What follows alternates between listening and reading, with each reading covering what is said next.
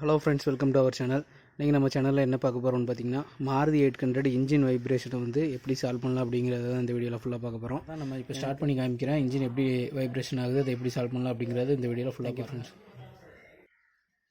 இப்போ வண்டியை ஸ்டார்ட் பண்ணி பார்க்கலாம்.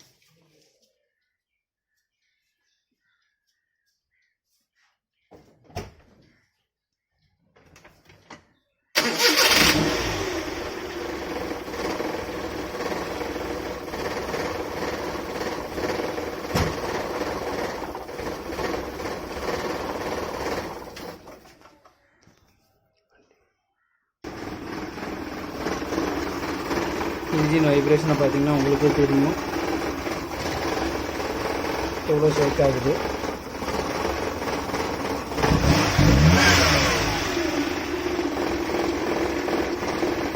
பயங்கரமான இன்ஜின் வைப்ரேஷன் இருக்குது.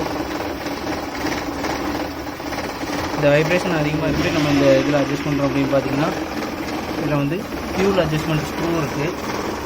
ஸ்க்ரூவை காமிக்கிறோம் உங்களுக்கு.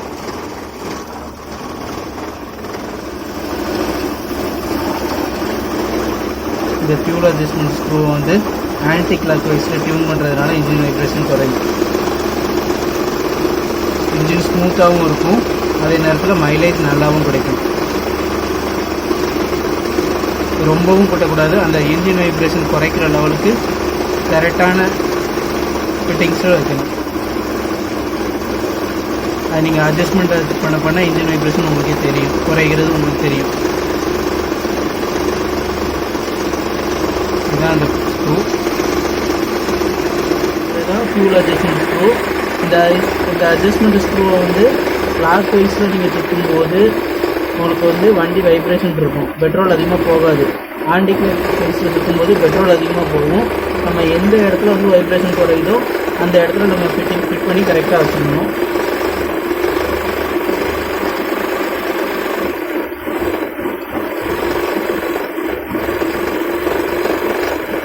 இதே மாதிரி அட்ஜஸ்ட்மெண்ட் ஸ்க்ரூ இது பக்கத்தில் இன்னொரு ஸ்க்ரூ இருக்கும். அது பேர் பார்த்தீங்கன்னா ஏர் ஃபியூல் மிக்சிங் ஸ்க்ரூ. அந்த ஸ்க்ரூவையும் தேவைப்பட்டால் அட்ஜஸ்ட் பண்ணி உங்களுக்கு கரெக்டான வைப்ரேஷன் எல்லாமே இன்ஜினை டியூன் பண்ணிக்கலாம்.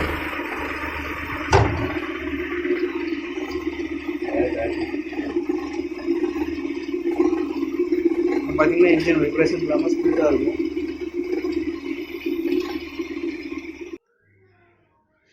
பேசிக்காக பார்த்தீங்கன்னா இன்ஜின் வைப்ரேஷன் வந்து எதனாலலாம் ஆகுது, அதை எப்படி ரிசால்வ் பண்ணலாம் அப்படிங்கிறத ஃபுல்லாக அந்த வீடியோவில் பார்க்கலாம். மாருதி 800 வந்து பேசிக்காக பார்த்தீங்கன்னா 3 ஸ்பார்க் ப்ளக் வரும். இந்த ஸ்பார்க் ப்ளக்கில் வந்து குறைஞ்சது ஒரு 30,000 கிலோமீட்டருக்கு ஒரு வாட்டி நம்ம சேஞ்ச் பண்ணணும். அப்படி இல்லைன்னா அது கார்பன் அதிகமாக ஏறி உங்களுக்கு வந்து மிஸ்ஃபயரிங் ஆகும், ஃபயரிங் ஆகாது. அதனாலேயே உங்களுக்கு மைலேஜ் குறையும், ஸ்மூத்னஸ் இருக்காது. அது போக ரெண்டாவது பார்த்தீங்கன்னா அந்த ஸ்பார்க் ப்ளக்குக்கு போகக்கூடிய கேபிள் எதுவும் டேமேஜ் இருந்தாலோ அது வழியாக உங்களுக்கு வெளியில் பாடியில் பட்டு கரண்ட் ஃபயர் ஆகும். அதனாலையுமே உங்களுக்கு மிஸ்ஃபயரிங் வந்து ஆகும், மைலேஜும் குறையும். கண்டிப்பாக அந்த கேபிள் இது எல்லாமே ஒரு 30,000 கிலோமீட்டருக்கு ஒரு வாட்டி கண்டிப்பாக சேஞ்ச் பண்ணி கம்பெனி சைட்லேயே ரெக்கமெண்ட் பண்ணுவாங்க. அது போக பார்த்திங்கன்னா டிஸ்ட்ரிபியூட்டர் கேப், இது பேர் தான் டிஸ்ட்ரிபியூட்டர் கேப்பு. இந்த டிஸ்ட்ரிபியூட்டர் கேப்போட ஃபங்க்ஷன் என்னென்னா, நம்ம ஹெவி வோல்டேஜ் கண்டென்சர்லேருந்து வர 22,000 வோல்ட்டை வந்து 1வது சிலிண்டருக்கு, 2வது சிலிண்டரு, 3வது சிலிண்டர், இந்த 3 சிலிண்டருக்கும் செப்பரேட் பண்ணி அனுப்புறது தான் இதோட வேலை. அதாவது கேம் ஷாஃப்ட் வந்து எப்போ சிலிண்டர் வந்து டாப் பொசிஷனில் இருக்கோ அப்போ வந்து ஃபயரிங் ஆர்டரை வந்து கொடுக்குறதுக்காண்டி தான் இந்த டிஸ்ட்ரிபியூட்டர் யூஸ் பண்ணுறாங்க. இந்த டிஸ்ட்ரிபியூட்டரில் வந்து பார்த்திங்கன்னா இதை ஓப்பன் பண்ணி காமிக்கிறேன். இதில் வந்து ஒரு கெப்பாசிட்டன்ஸ் வரும், கண்டென்சர். இதுதான் இந்த கண்டென்சர். இதில் வந்து ஒரே ஒரு ஒயர் மட்டும் தான் வரும்.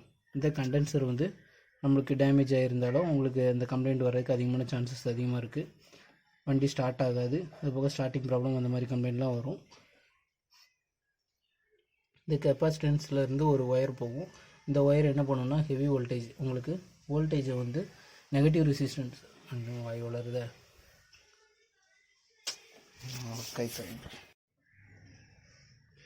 இந்த கெப்பாசிட்டன்ஸோட மெயின் ஃபங்க்ஷன் என்னென்னு பார்த்தீங்கன்னா, இது வந்து சார்ஜிங் ஆகி டிஸ்சார்ஜ் அந்த ஃபங்க்ஷனை தான் பண்ணும்.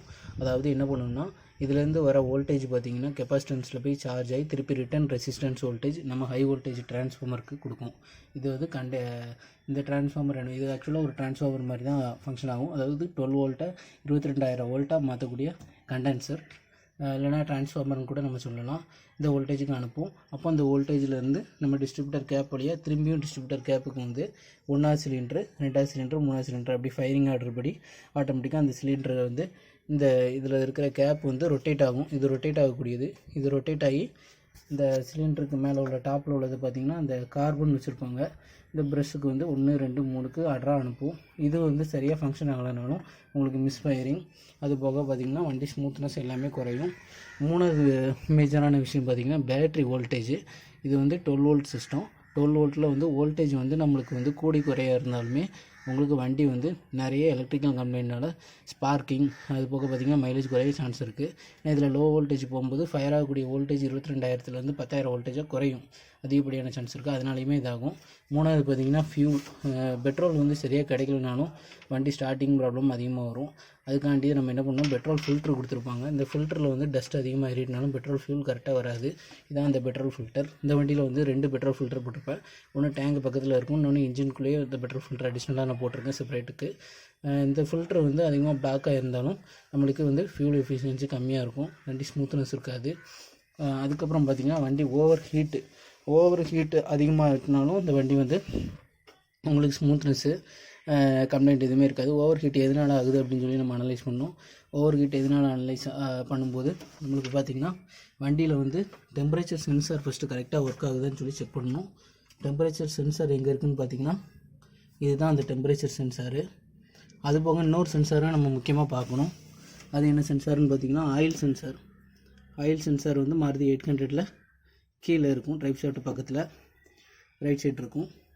இந்த 2 சென்சாருமே கரெக்டாக ஒர்க் ஆகுதான்னு சொல்லி பார்க்கணும். வண்டி இக்னிஷன் ஆன் பண்ண உடனே நான் ஃபஸ்ட்டு சொன்னேன் அந்த 2 சென்சாரும் ஒர்க் ஆகுதா இல்லையா அப்படின்னு சொல்லி எப்படி செக் பண்ணுறதுன்னு பார்த்தீங்கன்னா, வண்டி இக்னிஷன் ஆன் பண்ண உடனே டெம்பரேச்சர் சென்சார் இப்போ ஆல்ரெடி வண்டி ரன்னிங்கில் இருந்திருக்கு, அதனால் மேலே வரணும்.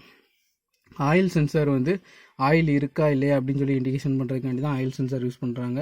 இப்போ ஆயில் சென்சார் பார்த்திங்கன்னா லைட் எரியும். அதே மாதிரி அல்டர்னேட்டர்லேருந்து கரண்ட் வருதா இல்லையான்னு சொல்லி பார்க்குறதுக்காண்டி தான் பேட்ரி சிம்பிள். இந்த சிம்பிளும் கண்டிப்பாக வண்டியில் வந்து லைட் எரியணும். வண்டி ஸ்டார்ட் பண்ண உடனே எல்லாமே ஆஃப் ஆயிடணும். இப்போ பார்த்திங்கன்னா இப்போ இன்னொரு டைம் ஸ்டார்ட் பண்ணி காமிக்கிறேன் பாருங்கள். வண்டியை இக்னிஷன் ஆன் பண்ண உடனே ஃபஸ்ட்டு இந்த லைட் எல்லாம் செக் பண்ணணும் கரெக்டாக, வண்டியில் எல்லா ஃபங்க்ஷனுமே கரெக்டாக ஒர்க் ஆகுதா அப்படின்னு சொல்லிட்டு. பேட்டரி லைட்டு எதுக்காண்டினா அல்டர்னேட்டர் கரண்ட் கரெக்டாக வருதா அப்படின்னு சொல்லி செக் பண்ணுறது. ஆயில் லைட்டு, வண்டி இன்ஜினில் ஆயில் லைட்டு, இது பார்க்கிங் லைட்டு. இப்போ ஸ்டார்ட் பண்ணும்போது இந்த லைட்லாம் ஆஃப் ஆகணும். பார்த்திங்கன்னா ரேஸ் கொடுக்கும்போது ஆஃப் ஆகணும். பேட்டரி லைட் ஆஃப் ஆகிட்டு அப்படின்னா பேட்டரியில் சார்ஜ் ஆகுது. அது போக பார்த்திங்கன்னா ஆயில் சப்ளையும் இருக்குது அப்படிங்கிற ஒரு இண்டிகேஷன் தான் இந்த லைட்டு.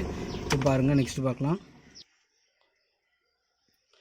இப்போ அது எல்லாமே கரெக்டாக இருக்கும் சமயத்தில் லாஸ்ட்டாக நம்ம பார்க்க வேண்டியது வந்து கார்பரேட்டரை பார்க்கணும். MPFI கார்பரேட்டர் இருக்குது, நார்மல் நம்ம கார்பரேட்டர் டைப் இருக்குது. கார்பரேட்டர் டைப்பில் 2 அட்ஜஸ்ட்மெண்ட் ஸ்க்ரூ வரும். ஒன்று நம்ம பைக்கில் வர மாதிரி தான் petrol adjustment and ideal adjustment. இன்னொன்று பார்த்திங்கன்னா இதில் முக்கியமாக சொல்லக்கூடிய ஒரு விஷயம், ஒரு சொலினாய்டு கொடுத்துருப்பாங்க கார்பரேட்டரில். அந்த சொலினாய்டு வந்து அதில் வந்து 12 வோல்ட் போகும். நம்ம கீ ஆன் பண்ணும்போது ஆன் பண்ணி முடித்தோன்னா அந்த சொலினாய்டுக்கு வோல்டேஜ் கட் ஆகிரும். சொலினாய்டு உங்களுக்கு காமிக்கிற மாதிரி எங்கே இருக்குன்ட்டு. இதுதான் அந்த சொலினாய்டு. இந்த சொலினாய்டுக்கு வந்து கீ ஆன் பண்ண உடனே 12 வோல்ட் போகும். அப்போ அது வால்வு ஓப்பன் பண்ணுவோம். அப்போ தான் நம்மளுக்கு பெட்ரோல் வந்து கார்பரேட்டருக்குள்ளே உள்ளாகும், வண்டி ஸ்டார்ட் ஆகும். இது டேமேஜாக இருந்தாலும் வண்டி ஸ்டார்ட் ஆகாது. அது போக பார்த்திங்கன்னா இதுதான் பெட்ரோல் அட்ஜஸ்ட்மெண்ட் ஸ்க்ரூ உங்களுக்கு காமிக்கிறேன். பெட்ரோல் அட்ஜஸ்ட்மெண்ட் ஸ்க்ரூ இந்த மெட்டலில் வரும். அதே மாதிரி ஏர் அட்ஜஸ்ட்மெண்ட் ஸ்க்ரூ அந்த சைடில் இருக்கும்.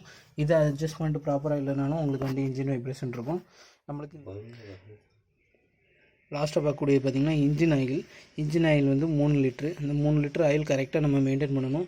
இந்த ஆயில் வந்து குறைஞ்சி உங்களுக்கு ஓடினாலும் வண்டி பிஸ்டன் தெரியும், மைலேஜ் குறையும், வண்டி வந்து சீக்கிரம் இன்ஜின் ஜாம் ஆகும் சான்சஸ் அதிகமாக இருக்குது. லாஸ்ட்டாக பார்த்திங்கன்னா ட்ரைவ் ஷாஃப்ட் வந்து உங்களுக்கு பேரிங் போயிருந்தாலோ வீல் பேரிங் போயிருந்தாலோ ட்ரைவ் ஷாஃப்ட் அடிக்கடி போக சான்சஸ் இருக்குது. ட்ரைவ் ஷாஃப்ட் வந்து ரீகண்டிஷன் படக்கூடாது, எப்போவுமே புதுசு போட்டு ஓட்டுறது தான் நல்லது. அதனால் வந்து உங்களுக்கு வந்து மைலேஜும் நல்லா கிடைக்கும். Thank you friends. இந்த வீடியோ எல்லாம் எதுக்காண்டி இந்த டீட்டெயில்ஸ்லாம் சொல்கிறேன்னு பார்த்தீங்கன்னா மேக்ஸிமம் வந்து வண்டியோட ஸ்மூத்னஸ்க்காண்டி தான் சொல்கிறேன். டிஸ்ட்ரிபியூட்டரை வந்து அட்ஜஸ்ட்மெண்ட் பண்ணுறதும் இதிலே கொடுத்துருப்பாங்க. இந்த 12 சைஸ் ஸ்க்ரூவை அட்ஜஸ்ட் பண்ணி நம்ம இந்த சைடு மூவ் பண்ணுறதுனால இந்த ஃபயரிங் டைமிங்கை வந்து நம்ம அட்ஜஸ்ட் பண்ணலாம். இந்த மாதிரி தொடர்ந்து வீடியோ வரணும், மறக்காமல் நம்ம சேனலை சப்ஸ்கிரைப் பண்ணிக்கோங்க. ஃபைனலாக பார்த்தீங்கன்னா இந்த வண்டியில் பைக்கு, காரு எது எடுத்தாலுமே நம்ம வண்டி ஸ்மூத்னஸ் இல்லை, மைலேஜ் இல்லைன்னா செக் பண்ணக்கூடிய ஃபஸ்ட்டு விஷயம் பார்த்திங்கன்னா ஏர் ஃபில்ட்ரு பைக்கு காரு எல்லாருமே முக்கியமான ஒன்று. இந்த ஏர் ஃபில்ட்ருமே நம்ம ஒரு பர்டிகுலர் கிலோமீட்டர் இன்டர்வலில் சேஞ்ச் பண்ணணும். இந்த ஏர் ஃபில்ட்ரு மாருதி 800 என்னென்னா அந்த 10 சைஸ் போல்ட்டு கலத்தி ரிமூவ் பண்ணி இதில் செக் பண்ணிக்கலாம். ரவுண்டு டைப்பில் இந்த வரும், MPFIயில் ஸ்பாஞ்சு டைப்பில் வரும்.